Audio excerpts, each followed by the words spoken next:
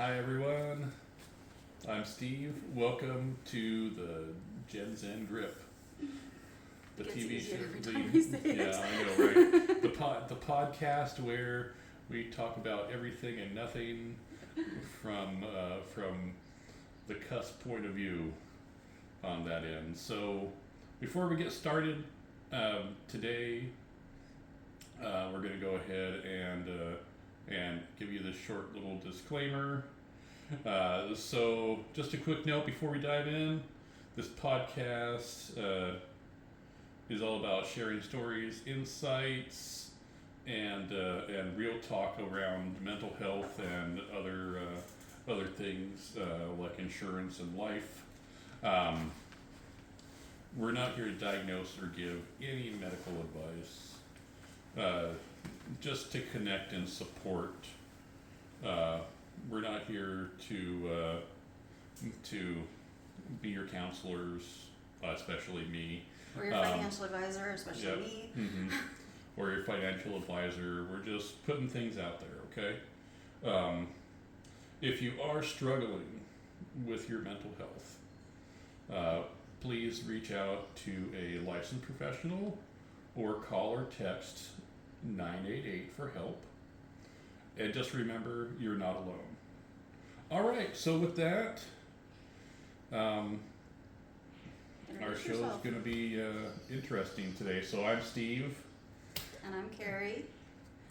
And welcome to Gen-Xen Grip. Yeah. So, Kerrie, what are we doing today? We're something that's in our wheelhouse, insurance nightmares. It's also spooky season, so I got my Morticia on. According to my roommate, I look awesome, but whatever. I'll leave that up to you to judge. Yeah. Insurance nightmares. So, just a little bit of background. I worked for a couple insurance companies, both big names. One more popular than the other. But I will put it to you this way: majority of my experience is in auto claims, complex auto claims. So we do have some fun things that we're going to talk about. Mm-hmm. I have a little bit of experience in property claims, and I also did sell insurance for a while too. But we're going to cover a whole bunch of fun things, and as fun as insurance can be. Yeah, well, yeah, I think it's fun. It can be. I got my life insurance license in 2011, and then I got my property and casualty license in 2015. I too have worked for some very big name companies that are, you would recognize them.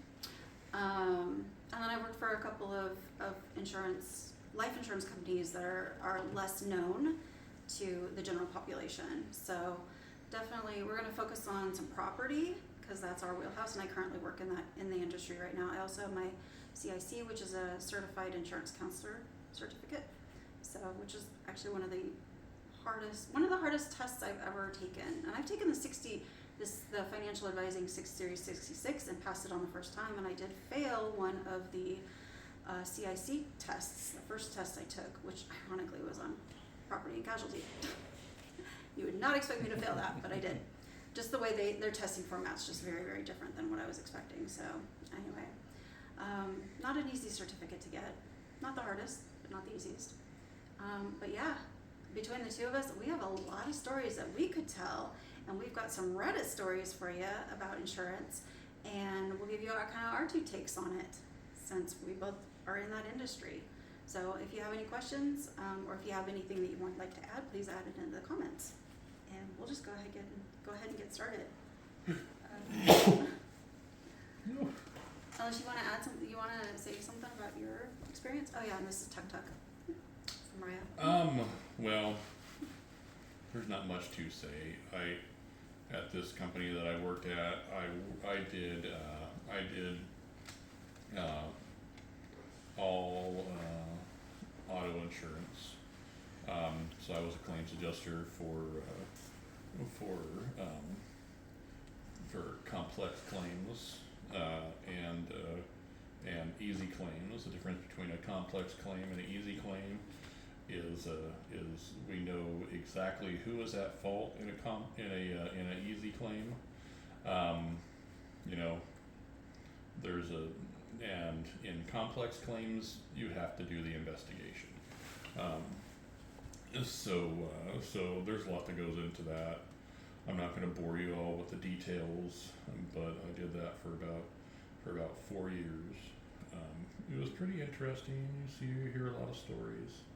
You know, you'd be surprised on what people dispute, and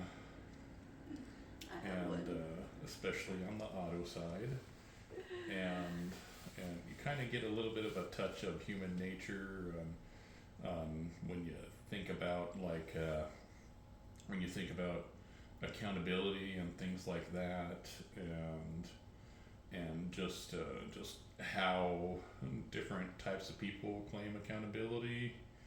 You know, things I've heard from medical doctors that were driving their vehicles that I'm like, aren't you a medical doctor? Like, I hope that you're not my medical doctor if you're making that statement. You know, just, yeah. So, you know, that's one thing, like I told you guys, in the insurance industry, there's 3 sides to every story. Mm-hmm. Their side, the other person's side, and what really happened. Mm-hmm. And sometimes we get lucky enough to get the video of what happened. Yeah, I was gonna bring that up. So, because you being a claims adjuster, you've told me this before. How helpful and how valuable is it to have a dash cam? Oh, it's pretty helpful and valuable. Yes, it is, especially if you if someone cuts you off, mm-hmm. And slams on their brakes. I mean, it will help, but it's probably, to be honest with you, it's probably not going to help very much in that case, because if someone cuts you off and then they slam on their brakes and say they've been in that lane for at least 2 seconds and they've established in that lane, then I would say probably about 99% of states have a law that says if anytime you're hit from the rear, mm-hmm. You're at fault. Now what the could driver happen? The driver who hit the car in front of them. Yep. So, mm-hmm. Yeah. So and that's just the thing. That's where they kind of get you on that type of stuff. Mm-hmm. But if on the camera footage, the person is halfway into your lane, mm-hmm. you know, or they change lanes into you, then that's what's going to kind of go forward. I mean, there are some cases where they say, okay, well, you're 55% at fault, and the other person is 45% at fault, and they'll split it. I have a friend going through that right now. Yeah. It wasn't her fault, mm-hmm. But that's what the insurance company's mm-hmm. trying to say. Not hers, but the other mm-hmm. parties. Yeah, and you'll see that because they have all these computer programs that are like, oh well, it could be someone's fault. You know, like it's better for us to, instead of claiming 100%, mm-hmm. you know, let's claim 45%, and then we can send it off to you know, and then we can, if the other insurance company disputes it, yep. then we can send it off to arbitration. Yeah. And let them decide. And an arbitration is when the 2 insurance companies can't decide, or you don't agree with what, like, say the other party is at fault and their insurance company is trying to blame it on you, which I've definitely had happen before. Arbitration is when it goes to an independent mediator who looks at all the evidence and makes a decision. So, mm-hmm. and that decision is binding. So whatever they decide, that's mm-hmm. it. Yep. Yeah. It also takes a while though. the system is set up to where it can take anywhere from 6 months to a year to get a decision from arbitration because of everything that it has to go through, all the channels that it has to go through. In most cases, most insurance companies will, if they feel like you are in the right, they will fight for you. Some insurance companies will be straight up and honest with you, while others won't. I mean, you know, like I had a case one time where we had this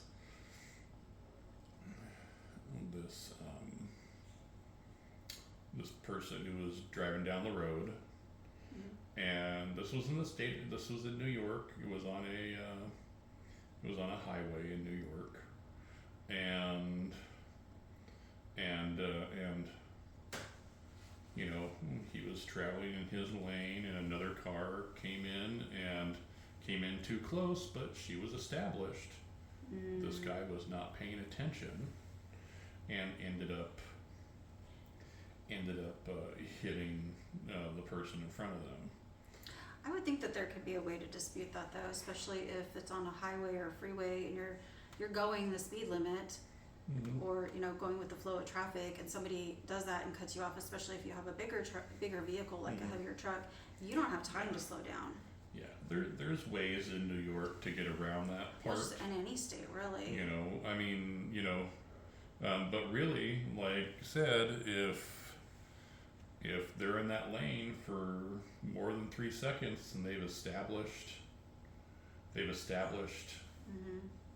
you know, they've established direction in that lane, so that means that they're fully established in the lane. Okay, you get over into the lane, 1001, 1002, 1003, traffic changes, right? You slam on your brakes, you get rear-ended. Okay? They've established their spot in that lane. Okay, and you know, state law will say anytime you hit someone from the rear, it's your fault. Now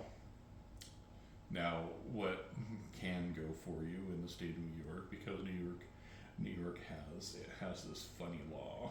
Okay, but that's just New York. We're talking in general. So it sounds like cameras are actually can be pretty helpful, but maybe not as helpful as we They hope. can be, but they're probably not. Like this particular guy, this is what I did for him. Okay. So because in the state of New York, okay, you are only you can split the fault. Okay, even though he was like even though he was a majority at fault, and it's and fault full fault in the state of New York is 66 3/4. Oh, okay. Don't ask me why it's 66 3/4. That's the state of New York, right?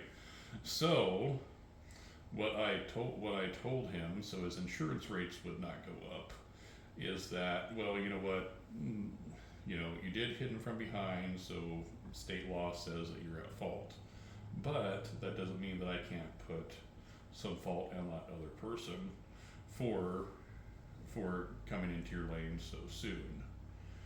Impact happened like 1 to 2 seconds after the person changed lanes, right? So I said, okay, this is what I'm going to do. I'm going to put you at 60%, well under the 66 3/4, and you know, he wasn't happy about that. And he's like, my rates are going to go up, and I'm like, there's nothing that I can do about that. And rates going up for a claim really depends on the claim. It depends on the situation. It depends on if you have a lot of other claims. So it may not. And some insurance companies, they will offer like a claim, like a discount, or because you don't have any claims, so you might lose that discount. So yes, technically your insurance would go up, but it's not because of a penalty. It's because they took away a benefit, which you can earn back over time. So. And let's be honest, like the rates are going to go up regardless of what you're driving record is anyway. You know, there's so many factors that go into that. Yeah, I That's don't want screwed to up go a down little that bit. rabbit hole. That is We're not I gonna get go asked down that a lot. rabbit Why did hole. my rate go up? It's like, oh my gosh. Out of the 200 plus different reasons and factors that go into it, I'm like, I can't tell you. I don't know. Yeah. We don't know all the details. That's something that's done by the what are they? They have the algorithms that calculate all that Yeah, there's stuff. algorithms. I'm trying to remember the name of the what I call them the people that are in the Department of Mysteries. Oh yeah, It starts with an oh, I forget. A. Yeah. It Yeah, the analytics department, or whatever you want to call it. Underwriting has a lot to do with it too. underwriting, yeah, but it's not the underwriters. It's actuaries. The Yeah. actuaries. Yeah. That's such a crazy job to have, to be an actuary. Mm-hmm. What they go through, like the education and the tests that they have to go through, it's insane. Yep. And then, like I said, they're like the Department of Mysteries. Like nobody knows who they are, nobody knows where they are. Yeah. If you email them, they don't email back.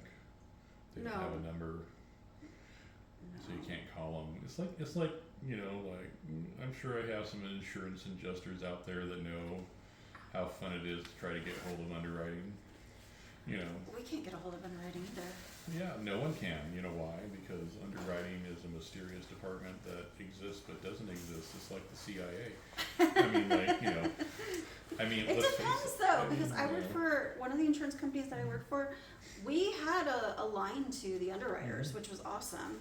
But Yeah. then where I'm at now, we do not. It's like no. Yeah. We had a line to the underwriters. Now, whether they decided to pick up or not, that was a whole other thing, right? Oh, well. Most of the time, you would leave a message in there saying, "Hey, this is what's going on," and then underwriting would choose to get back to you depending on what questions you had to ask, and it's kind of a mess. And I'm not trying to knock on any underwriters out there, but let's just put it to you this way, like, I'm trying to get a hold of the underwriting department.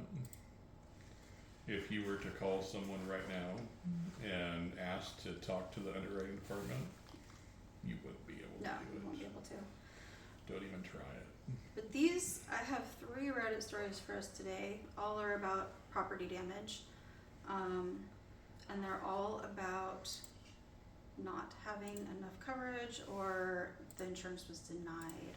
So definitely an insurance nightmare for sure. Yeah. So, are you ready? Yep. Okay. This is the first one. This is from somebody who's renting. My roommate went on a rampage and caused $50,000 in damage to the apartment. My insurance company says it's not covered. So and this is from r/insurance on Reddit 9 months ago. And one of my roommates had a psychotic break which led to him to use my house as a rage room. He smashed the toilet, put holes in the floor and the walls. Sorry, not the floor, the doors and walls, ransacked personal property, used anything breakable in sight as batting practice, lamps, pots, TVs, etc. Your smoke grenades in my other roommate's room, sawed through surfboards, etc. You get the picture. Mass damage. The reason I have heard is it had something to do with switching his medications. Now my landlord says they're going to terminate the lease and send us the bill. We also have to pay for rent until they repair and release the place. My insurance says they are only going to cover personal property, which is covered under vandalism. True. Mm-hmm. They will not cover the property damage, which is by far the larger bill, since this is not fire, water, smoke damage that are specifically covered. The proximate cause of all the damage was the roommate. Do I have any options here as far as insurance goes? It is a weird situation. So this is really something that it's hard to prevent. I would say I guess I would want to know more details, because it sounds like they had renter's insurance, which is good. So yes, renter's insurance just covers your personal property. Now, as long as it's in the U.S., you could have usually it will also include liability. So liability is when you or someone in your house, somebody that's considered part of your policy, causes damage to someone else.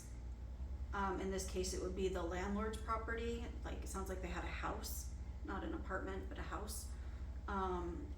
So there could be some liability, but it would depend on the situation. It doesn't sound like, I would ask, who's the main person on the lease? I mean, is this roommate that went crazy, or had a break? I guess they're not crazy, but their actions were pretty crazy. Did they also have renter's insurance? Because if they have renter's insurance, maybe there's some potential for liability there, but it's not really. But if you are the only person on the lease, the OP is the only person on the lease, then technically they're responsible for any damage to the home. Yeah. And since it was kind of intentional damage by somebody who also lives there, that's usually not covered. So yeah, from a claims perspective,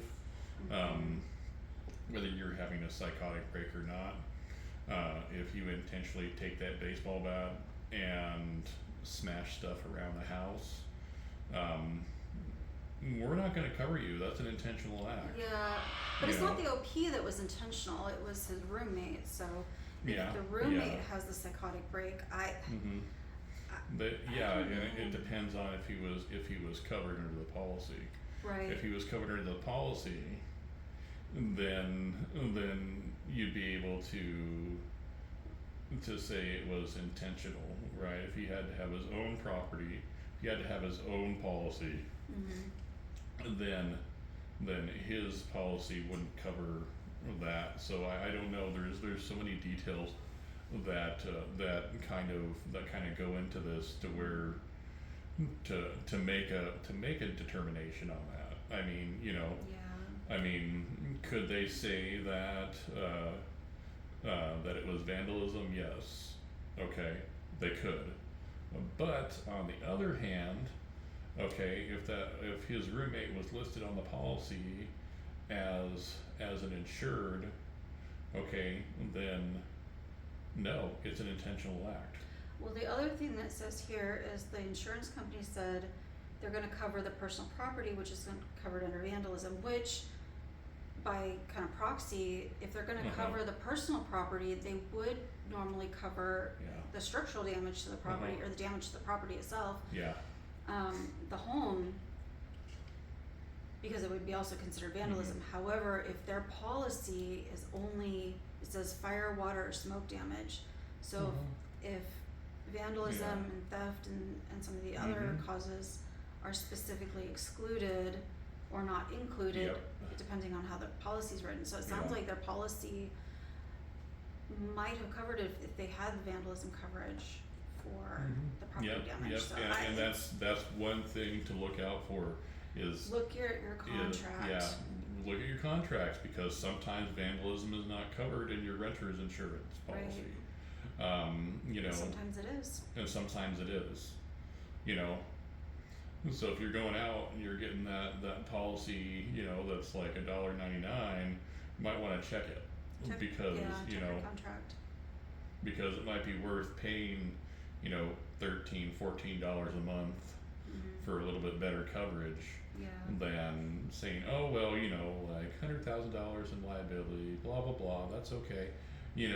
We're gonna be okay with that, but but that's just the thing, right?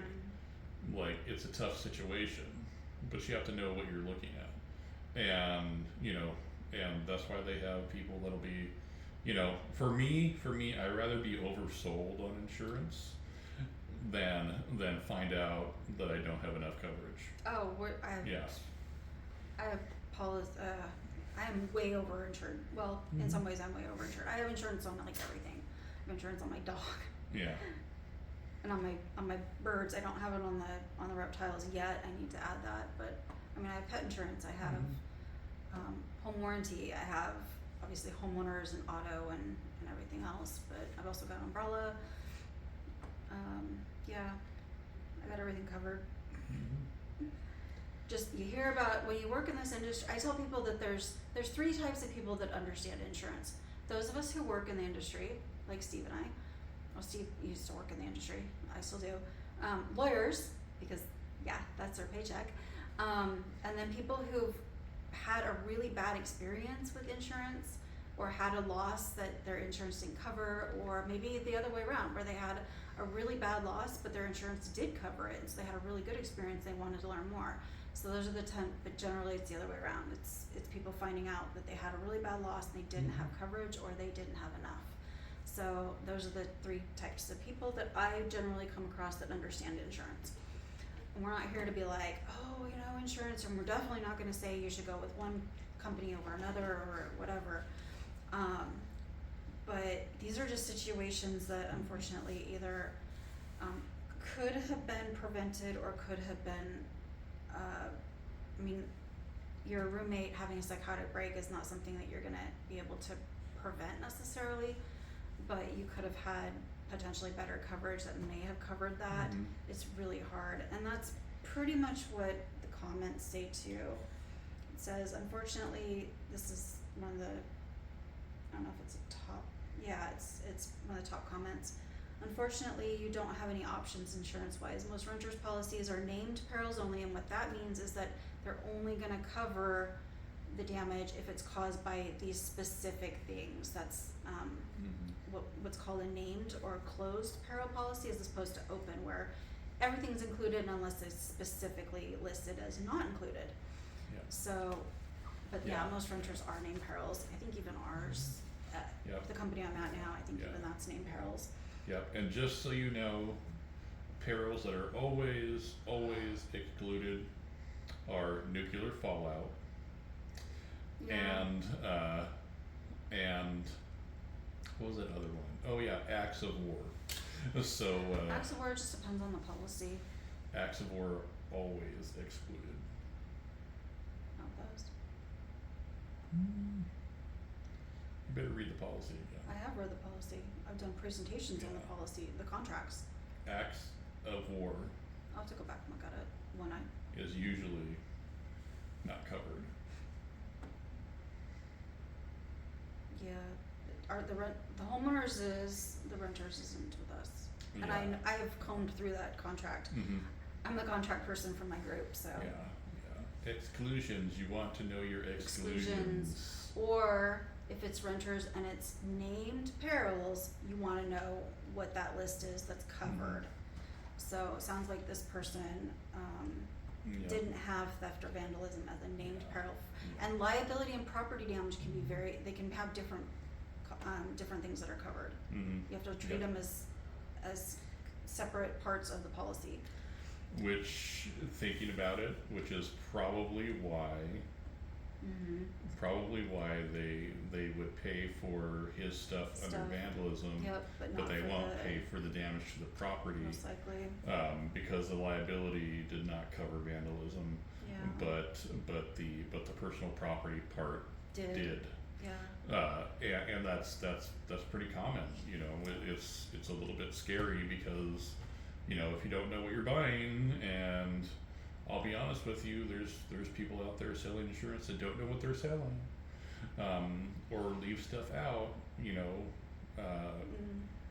This person says a lot of renters' policies have vandalism, malicious mischief covered. I would check to see if that's included in the policy before you rule it out, and ask the adjuster who denied the claim if he considered that, which sometimes adjusters do make mistakes, not always. But then somebody right under that says, sure they do, but it's not when it's committed by a household resident, so that's pretty true. That's where the That's where that whole thing comes in. Yeah, You and know. that's where it's like, who's on the lease? Because if this roommate's on the lease, then the landlord could potentially just go after that one person who Mhm. caused the damage. If the OP is on the lease and nobody else is, then yep, unfortunately it is their responsibility. Well, one of the things that a lot of places are asking for nowadays is that each person who is in the house has an individual renter's policy. So and That's what I would do, but yeah, that's what I would do too. but right? the landlord may not know that, or Mhm. may not require renters insurance, because it doesn't sound like it's an apartment, like a big name apartment complex. Mhm. So unfortunately for this OP, that is definitely a nightmare, and sorry for him. Yep. Hopefully Yep. there's Yeah. a way to at least mitigate some of that. Are we going on to the next one? Yeah, let's go to the next one. Okay, this one's really long, so I'm going to try and shorten it. At fault drivers insurance won't cover my property damage. So, and this is from 6 months ago. So last December, a girl ran a red light and T-boned us. Myself, my husband, and our dog in the car. There were cameras at the intersection showing her run the red light, change direction, and floored into our car. No breakage or swerving. She accepted her fault. Her insurance accepts fault. She has a minimum policy, which is 25,000 PI, which is personal injury per person, and $20,000 property damage. Oof. So, which was the issue, because there was a lot of property damage. OP has a Mercedes, and while we thought it was totaled, the insurance company said it would be totaled. Yeah, so their OP's insurance company looked at the damage and totaled it out. The policy said it would be totaled. It was towed to a part lot and sat, and her company didn't send anybody out to look at it and did not look at it for 3 months. When they finally did, they said they were gonna repair it and give it back to us, but they're saying the repairs will only cost $10,600.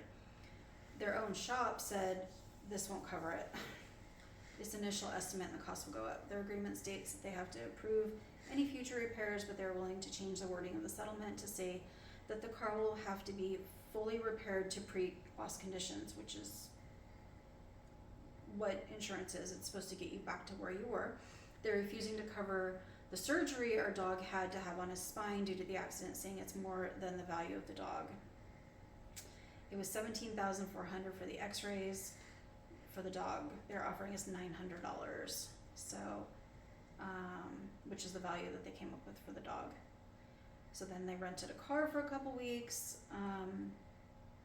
and because we were given the impression the car was totaled even by their adjuster, we purchased a car. Their initial adjuster said that the $20,000 policy would be maxed out with the one car, minus the dog issues and the rental car. And so she made it clear not everything was going to be covered. So it seemed logical to stop renting a car. So it sounds like there was some there. And then I guess they got their car repaired. It took a long time, 147 days to get the car repaired. I'm assuming the Mercedes. And the car will have diminished value, of course it will, because it's been an accident and been repaired. Apparently the air plugs were deployed, so that's that's like a big indicator of how bad the damage was to the car. So ultimately, OP had medical issues and whatnot with that. So there's that, but sounds like the insurance company said, hey, this is what we're willing to pay and we're not paying for anything else. And OP says, do we have any recourse? And this is from r/insurance as well. So the personal injury claim wasn't huge. So that sounds like the PI probably, that personal injury coverage probably covered that. Is the property damage coverage. OP switched insurance carriers 2 months before the accident and thought our coverage was exactly the same. It was not. That is one thing I will say. if you are going to change insurance companies, you're shopping around for a better rate, make sure that the coverage that you have, that you're going to go to, matches what you currently have or is better, is higher limits, because that means that if you're only looking at the dollar price and it says, you know, hey, we're saving $20 a month on our insurance, look at your coverages and make sure, and then also look at what's excluded, because you might have the same coverage, but there might be exclusions that you don't know about. So you really want to look at that contract. It's not fun. I look at my contract every year because I just want to see if there's any changes. That way I can call them and my insurance company and be like, hey, we need to adjust this. So always, it's not fun. It's really boring. I mean, insurance contracts are boring. And I'm our contract person. Like it's like an unofficial role, but I basically teach my team about the contract. That's I took it on because I wanted to for some weird reason. I don't know why. I mean, we do say we're very weird people here, so yeah. Yeah. I get excited about insurance contracts, even though yes, they're very boring, but when you're, making presentations about it, it's different, I guess. Yeah. Anyway. Yeah. I think what was the property damage? Property damage was what, 20,000? Yeah, the property damage coverage, the limit was 20,000. And it sounds like their car should have been totaled. They won't have the ability to cover the cost of the car with the $20,000 policy, which is true. Especially if it's a Mercedes, we're looking maybe. She says she priced it. She said, to give you an idea, with tax it was $37,000, so you're looking at about a $17,000 difference.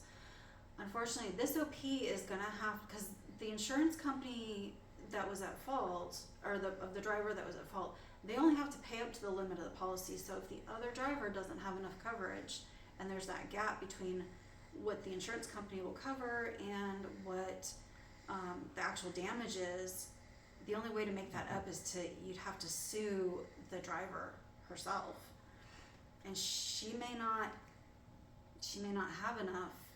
She may not have anything. Maybe she's working, a minimum wage job, and so, and that can come back to bite her, especially if it goes to court, because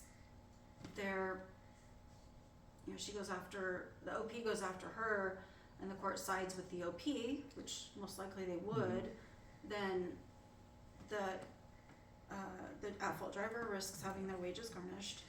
Yeah. I would say what I would do in this situation, because the other person is underinsured. I would get my insurance company involved in it. And they did. Okay. They went through their insurance companies. Uninsured motorist. Underinsured motorist. So when the other insurance company kind of goes in there, then they will pay for the rest of that, of the damages and everything like that. That is when if you're underinsured and you're the person that's at fault, the person who got into the accident is not going to go after you. The insurance company is going to go after you, and that they pay their lawyers pretty dang good. Well, OP does say, and I left this out because I didn't see it right away. Like I said, this is a really long one. It says they switched insurance companies, and the new company took out uninsured motorist property damage or uninsured motorist damage, and they also took out replacement value of the car. Well, And they did not. And the OP said, we did not notice it when they gave us a new policy. See, that's why you always want to make sure that your coverage is. I mean, that's the thing, right? And that's where a lot of people make that mistake. Okay. Just because the numbers look good doesn't mean you have the same coverage. Yeah. And that's where a lot of people get into trouble. Yeah. It's like, okay, so my question is always, why is this $200 less? Yeah. Why? Yeah. And that's the whole thing, is like, are they skimping on your rental coverage? Are they skimping on your liability and Did they property lower, damage? yeah, did they lower your limits? You know, Did they, are they excluding things that yeah. were actually included in your previous one? Exactly. You gotta know. Exactly. Don't forget that it's your job as a consumer to do the research.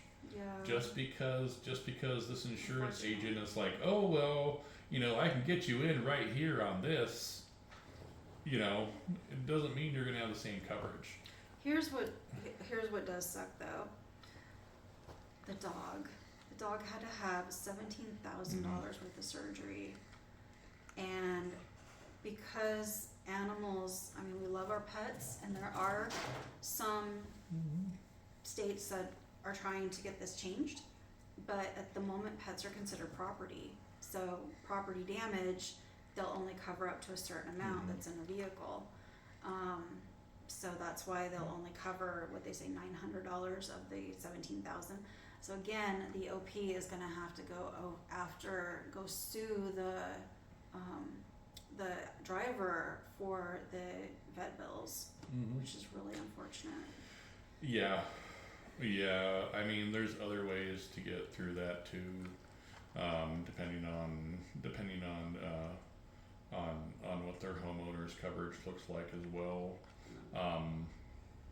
Sometimes the property damage can be covered through a homeowners or renter's policy. The only problem with that though is on most homeowners and renters policies, they will specifically say they'll only pay up to a certain amount for animals, or animals are not covered. Yeah.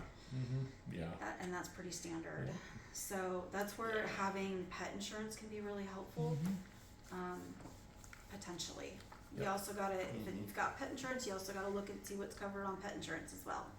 You just gotta look at your contracts and know what you got. So unfortunately, Exactly. yeah. I feel really, really bad for this OP. That's such a horrible situation to be in. Definitely a nightmare. Would not wish it on anybody, especially that poor puppy. As you guys can't really see her, but Faye's just laying over here, just conked out on her ottoman. I can't even imagine having to do a $17,000 surgery on my dog. Yeah. It would be devastating, and the dog's obviously going to have problems afterwards. So. Yeah. Gosh. Yeah, that's horrible. That's a bad situation all around. Gosh. Yeah. I feel for that. I feel for that person. Yeah. But then again, the logic side of my brain is like, well, what did you learn from this? Yeah. I mean, what did you learn from this? And we hear so many stories like this in insurance, and it's like we feel so bad for them, but our hands are tied. There's nothing we can do. Yeah. Nothing I would be able to do just because of the type of role that I have. You as a claims adjuster might be able to do. We're just gonna move on. So. Moving up and on and forward. Maybe. Okay. We've got floof tail, whacking things around. If I'm crooked, that's why. Because I think I am crooked. I can kind of see myself in the TV, the reflection in the TV, with the camera. So. Yeah, I do look crooked. It's okay. It's like a Halloween episode or something. It is totally. I mean, yeah. Absolutely. I mean, if there wasn't goblins, right? Then right. Gremlins. Gremlins. Gremlins will be for Christmas. Yeah. I mean, there was this story that Stephen King wrote about these little gremlins that lived in this guy's typewriter that helped him write stories, but also made him look really psycho. Oh. It was a really interesting story. I have not read that one. I've read a lot of Stephen King, but not that one. It's a short story. I forgot what one it was in. I think it was the same one that was in where he did the Secret Window, or it was called Secret Window, Secret Garden. But but I guess now they're making a whole bunch of his short stories, like movies, like. Yeah, I kind of want to watch. This is off topic from the insurance part, but I want to watch there's a thing called Derry coming out. I kind of want to watch that. Yeah. About the town of Derry, which is where it takes place. Yep. Yeah. That's gonna be really good. It comes out on like the 25th. I'm looking forward to that. But you do have to watch like the. I would suggest watching the first 2 installments of it, the new one. Yeah, because doesn't it tie off of that? Yep. Yeah. I mean, Yeah, I've seen the yeah. old one and I've read the books. Mhm. The book. I've read the book several times. Yeah. It's one of my favorite books. I've read it a lot. Yeah. I've read it so many times. I've read all that too. See, we take so much time in the velociraptors or out Yeah. looking for bodies. Yeah. Wouldn't be this time of It day. would not be my house if I didn't have something going on with an animal. Yeah, whether it's- very true. We had an escapee earlier, but she's tame and it was easy to catch her, so it was not a big deal. But yeah, that was fun. Yeah. Okay, so last story, so we can finish up, get out of here before these two, the macaws go absolutely insane, which they're already doing. All right, this last one. Home flooded 6 days before closing. Insurance denied the claim over $50,000 in damages. The suspect is in Canada, so I don't think there's a lot of difference with insurance in Canada as opposed to the U.S., but there could be. I don't know.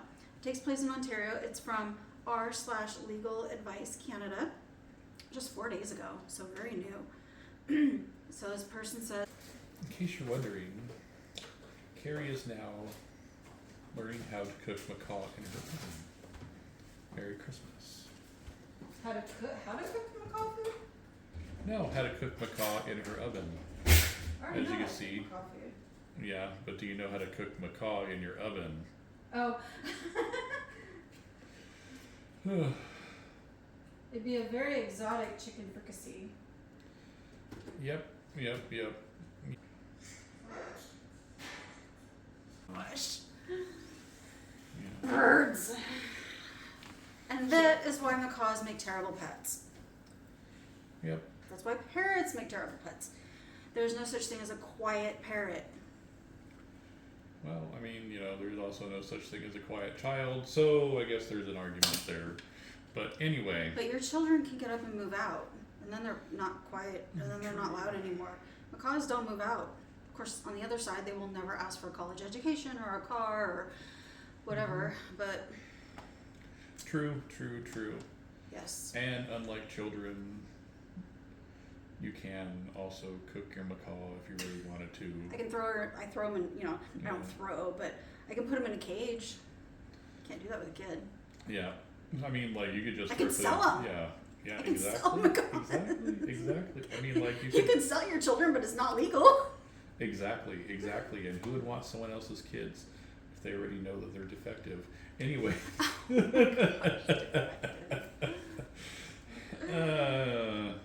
I would never sell any of my children, by the way. The only one you have is Maggie. She's a 4-foot. Yeah, I know. She's She's still a pain in the furball. ass sometimes, though. They all are. Anyway, back to our story. So this person says, I am so scared and in shock I'm still shaking right now. Feel bad for them. Our home was listed for sale and received a firm offer everyone was happy with, so that's good. 6 days before closing, the water purifier under the kitchen sink burst and flooded the main floor and the basement. So the title of this was Home Flooded 6 days before closing. Now that's technically not flooding, and that's something that a lot of people don't understand. It would be water damage from like a pipe burst or something like that. So what do they call it again? Water... I believe it's called water damage from... it's not actually a flood. A flood is considered water from the outside coming in. And it does not... What's funny about flooding... This is what's funny about flooding, okay? So... So when I was selling insurance, and I'm pretty sure Kerrie can Oh yeah. like there's people who are like, oh well, I don't need flood insurance because I live on a hill. All right. Mm-hmm. And I mean, that's true. You might not need it if you're up on a hill, but what if you have let's say, Big snowstorm. what if you have a above ground pool, Yeah. and the above ground pool bursts, right? And that water comes in. And that water comes in. That's considered a flood. That's considered a flood, not an appliance failure or anything like that. Yeah. Even if your neighbor's pool bursts and flows down the hill and floods your basement, that's considered a flood flooding. too. Any outside water coming in is considered flood, whereas if it's inside the walls, inside the house, it's titled something different. It's like unexpected burst of water or something. I don't remember what it's called. Yeah, it's like appliance failure or unexpected. I forgot what the exact word were. I should know this. But I really should know this. But anyway, this is technically not flooding because it's from inside the house. However, we can get back to flood insurance because it is really important to look and just understand that, like, say you have a heavy snowfall and that snow melts off your roof and causes some massive puddling, and that water from outside comes in. If it's coming through the roof, that's different. But if it's coming from the ground into your house, like, and getting through the walls and the floors, that's flooding. That is not covered under a normal homeowner's policy. So your homeowner's insurance would deny that claim. So unless you have flood insurance, which is separate, and that's I don't know about Canada. I don't know how it works in Canada. Here in the States, it's flood insurance is through FEMA. It's administered by the insurance companies, but it's not provided. The actual coverage is not through them. It's through FEMA. This, on the other hand, would, under different circumstances, be covered because it's this unexpected, essentially, burst of water inside the house. However, their insurance denied the coverage because the home is vacant, despite me telling them that the home would be going for sale back in March. So it's October. She told them in March that the house was going to be up for sale. They might not have known that the house was going to be vacant, though. And usually they will either, I think at that point they usually switch it over to a different kind of insurance, maybe just fire, a fire policy. But yeah, usually if your house is vacant, and by vacant you don't have any furniture there, it's different from like a second home. Like here in Arizona, we have a lot of snowbirds, so those are people that fly down here for the winter and enjoy our nice weather here, and then in the summer they go back up where it's a lot cooler for them in the summer. Like a lot of them are actually from Canada, Ontario, Toronto, British Columbia, etc. Lots of people from the Midwest too. Midwest, a lot of people from the Pacific Northwest will come down here for the winter. And so they actually have two residences, right? They have a house down there, they have a house up down here, and then a house up wherever they're originally from. And the insurance company will cover that because it's considered an occupied home. They have furniture there, they come down there, they stay.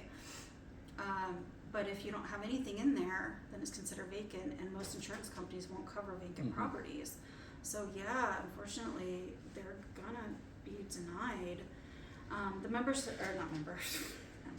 The OP says, I now have a $50,000 repair and restoration bill. I swear, if it's not one, it's another, right? That was turquoise, climbing up his cage. I now have a $50,000 repair and restoration bill, which does not include compensatory damages to the buyer, as now we cannot make the closing date. So that's another thing. If you don't make your closing date because of something that you did, and I mean, they didn't actively do it, but it's something that happens on the seller's side, the buyer's have a few different options. They can say, well, for every day that we can't close, you're going to have to pay us extra, or take it off the sale price, or they can back out of the sale. Mm-hmm.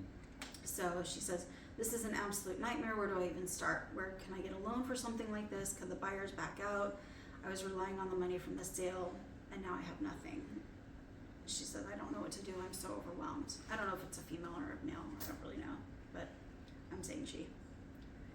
Yeah. Yeah, that's a mess. Yeah. So, and I don't know if there's anything with Canada on this, but I would say you're gonna have to have your real estate agent do some kind of fancy tap dancing to their real estate agent to get them to not back out. Talk about, maybe taking some of it off the sale price or something like that, or doing concessions, adding some last minute concessions to the contract and maybe extending it out a few days. The problem is when you have, and I've had water damage like this, especially this one says it flooded the main floor in the basement. That's a lot of water damage, and restoration takes a really long time, especially when it's not warm out. Mm-hmm. I mean, the good thing is it's not warm and damp, so there's less likely to be chance of mold, but at the same time it takes so much longer. Yeah. I had water damage to a house where same thing, pipe burst, and it just damaged the entire under flooring, and we were out for 2 weeks. So that was without a basement. With a basement, it's even more. Mm-hmm. So your buyer could certainly back out. The other thing is, and somebody else says, this is a top comment so far.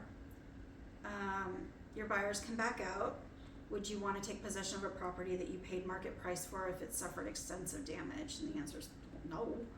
Not only can they back out, they may be able to sue you for any of their expenses because of this. Yeah. As far as finding money, they suggest trying a bank or try to negotiate a reduction in the price your buyer pays so they can get it fixed the way they'd like. It says it's true. This is not the buyer's issue. Mm-hmm. It's not the house that they agreed to buy. Yeah. Because they decided, they agreed to buy a house that did not have damage. And that was actually, a couple of years ago when we were going to look at moving northeast out to Sholo. Yeah.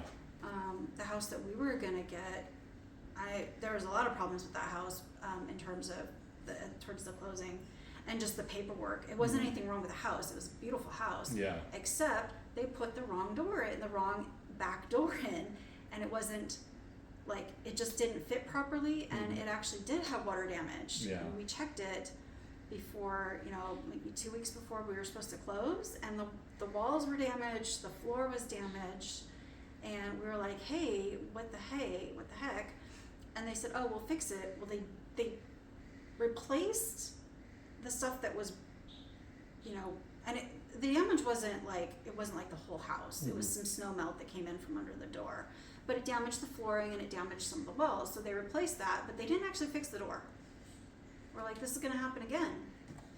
And then we found out it was in a high-risk floodplain, and they just didn't disclose that, but whatever. Mm-hmm. But yeah, we ended up staying here. Yeah. We stayed in this house. But it was such a mess. That is a mess. I feel so bad for them. Yeah. Somebody says, listing a house for sale is not the same as vacancy. Did you tell your insurance company the property was vacant? That's a good point. It sounds like they did. It sounds like they said that they were listing it for sale. But the problem is if they listed it in March and it took till now to sell. It's pretty much outside the window. It's outside the window. I mean, to American insurance under, like typically, if someone's like, hey, we're gonna be listing our house and moving into a new one, like I said, it all goes down to the to the what was said, everything like that, right? Yeah. But like the claims adjuster in me is like, Yeah. okay, so if you know that you're moving out and you know that it's vacant, right? Mm-hmm. Well, and this comment says this right Yeah. here. Listing the house for sale is not, okay, I read that. It said most companies remove water theft, vandalism, and glass breakage after a home has been vacant for about 5 days. Yeah, I mean, And that's, even if you told them. yeah, I mean, like, if it was me, the first thing I'd be doing is shutting off the water. You can't when you're trying to sell a house. You have to. Yeah.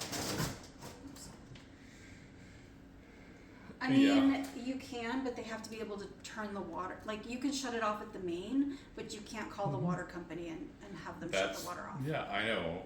I mean, like, you could tell them, hey, you know what, I shut it off at the main. If you want to test out the water, turn the main on and test it out.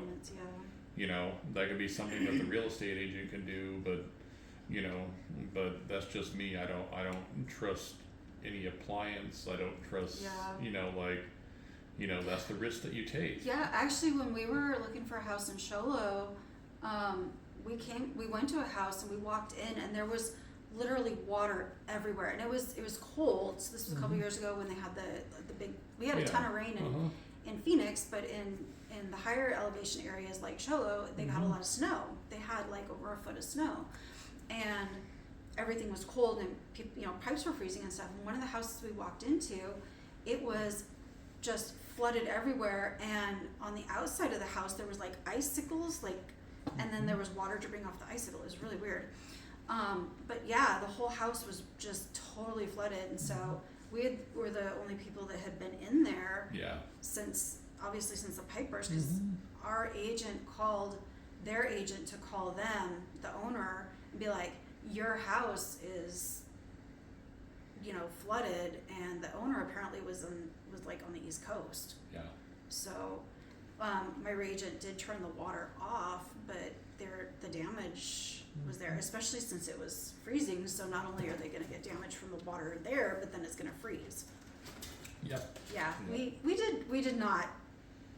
We decided to pass on that. We were like, ooh, you're walking on the floor and it's like squish, squish, squish. Yeah. I mean, you know. Looking for houses can be so. Yeah, the property damage on that. You know, but like I said, I feel for that person in Canada. Yeah. You know, I really do. And but the thing is that you know, it's just an unfortunate situation. I'm not going to put my opinion in there too much. Yeah. But it is a very unfortunate situation, and so you know. Here's a piece of advice. If you are looking to sell a house and you're not going to be residing, like living in it while you're trying to sell it, like it's going to be literally vacant. I mean, you might have some furniture in there or something just to stage it. When you contact your insurance company, ask them what you need to do. Like, and they may say, hey, you need to turn the water off, and then if the house is shown and the water gets turned back on, it needs to be checked after the showing to make sure that the water is actually turned back off. So that way, and then also, you know, what coverages am I losing by not actually living there anymore? So, and then if it's harder when you're moving out of state, like I work with a lot of people that move around a lot, so they might have a house that's for sale in South Dakota while they're now residing in Georgia. So, and they're not going to keep the house; they want to sell it instead of renting it. So, their house in South Dakota. I chose that because obviously they get a lot of cold weather and they could have pipe issues. You know, and they're obviously not going to be able to manage the house. So at that point, you know, if you've got a friend or family member that can check on the house every time there's a showing, that would be good. But yeah, definitely talk to your insurance company, because if you're thinking about moving and you haven't sold your house yet, because you don't want to be this OP in this situation, because that's a really, really bad situation to be in. Yeah, that's a bad situation. Yeah. It's a bad situation. It reminds me, like, this is a little bit off topic, but it's on topic. Mm-hmm. So a while back when I was handling claims at auto claims, I got a very interesting phone call. It was from a mortuary, and I was talking to them, and they gave me the claim number and everything, and I looked it up, and I was like, okay, so you know, why are you contacting me about this, and blah blah. And the lady was very nice. She was like, hey, well, so this is what happened. She said, so, because at this point it had been like 3 months since this particular accident, right? So apparently there was this woman, and she was parked in front of what do they call those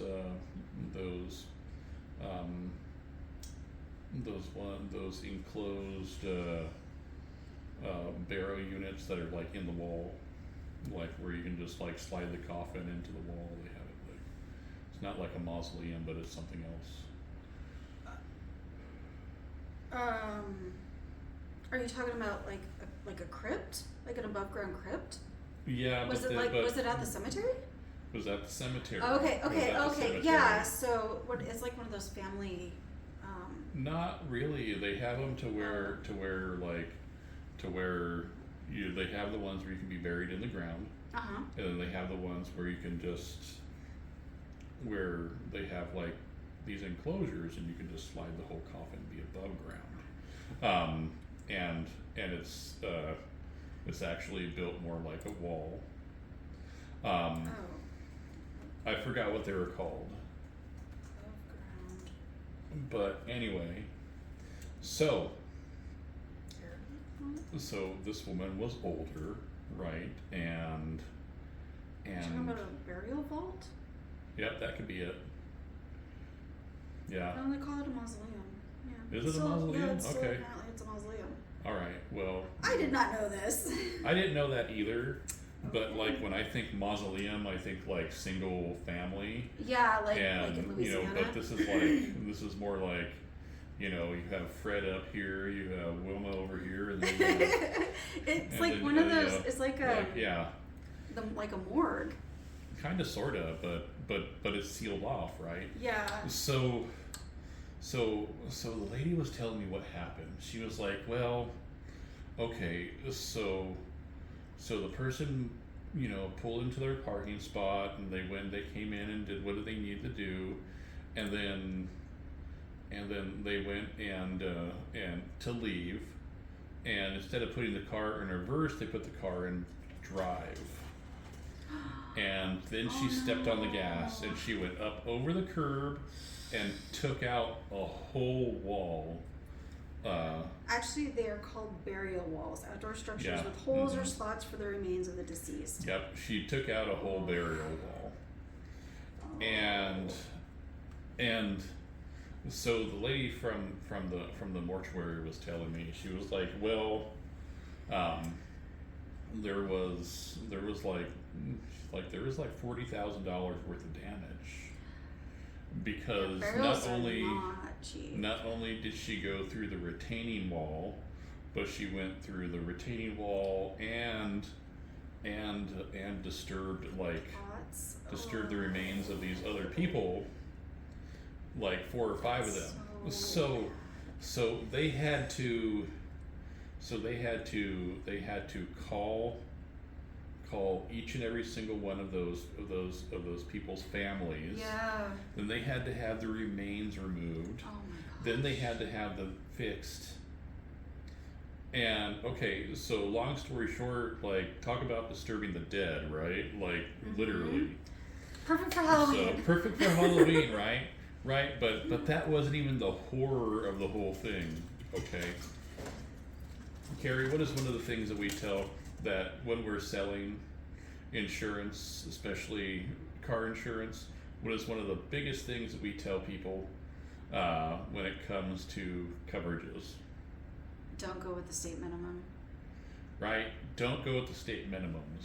He did not tell me this before. This is just something we know. Yep. Every state has a minimum liability requirement that's required for you to be able to drive your car. Don't go with the state minimum. Don't go with the state minimum. It's never enough coverage. So if your person had 25,000 for bodily injury, 50,000 for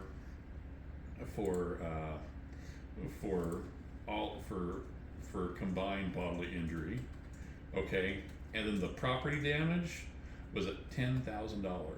Ooh. So she'd have to make up the rest of it. Yes, and this was a retired woman in her late 60s. Okay, so the bill that they sent over was for $75,000. So she would be responsible for 65,000 of it. Yep. Yeah, and that's the horror of the whole thing, right? They can garnish. Like, I mean, if she's on like a retirement or something like that, they can garnish that because it's kind of like wages. Yeah. Oh. I'm some absolute nightmares of insurance stories. I feel so sorry for these people because it doesn't sound like there's really a whole lot they can do. Yeah, not more. So let this be a precautionary tale. I kind of wish we were in the dark and I had like a flashlight. Yeah, like, I know, right? The one, especially one that flickers like a flame. Like woo. But yeah, these are some real life horror stories though. Forget about the zombies and the vampires. This is real life. This is scarier. Yeah. So, well, I mean, like. On that depressing note. Yeah. I mean, you never know what's going to crawl out of a crypt, and especially once your car hits it. Or fall out of it. Yeah. Exactly. Right. So that's we have all seen poltergeists. We know what happens when you move the headstones and not the cemetery. So, so with that said, happy Halloween. Happy Halloween. Hope you have fun. Hope you have fun. Stay safe. Watch Poltergeist. Or whatever. Hocus Pocus. Yeah. I mean, stay on hallowed ground if you're going to be playing with witches. And, stay away from the Ouija boards. Exactly. Yes. And also, subscribe, share. Exactly. And most importantly, stay away from the sewers and the drains. Yes, don't accept balloons from clowns. And if you get a red balloon tied on your drain, then, Yeah, definitely. And, I think we all know what I'm talking about. Well, hopefully. If not. Yeah, stay away from those. If not, I will say, Georgie, we all float down here. Yes. And you guys have a great rest of your week. Happy Halloween. Yep. We love you. Bye. I love you, and we'll see you later. Bye-bye.